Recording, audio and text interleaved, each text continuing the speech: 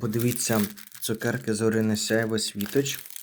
Воно вафельний. Зараз я розгорнув. Вафельки дуже багато. Ну, відповідно, вже щойно з'їв Франческо. Воно таке схоже до Рафаело з мигдалем і трюфель. Там було багато какао всередині, а це залишив на останок.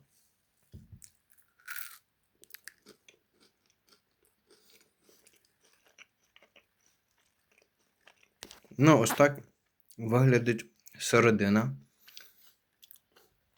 Трошки залежались цукерки, тому що твердуваті, не м'які, твердуваті. Угу. А смакує.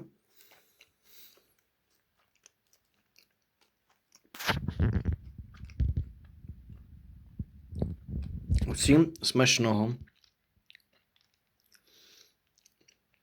Бажаю часто смакувати приємним солодким. І до нових зустрічей!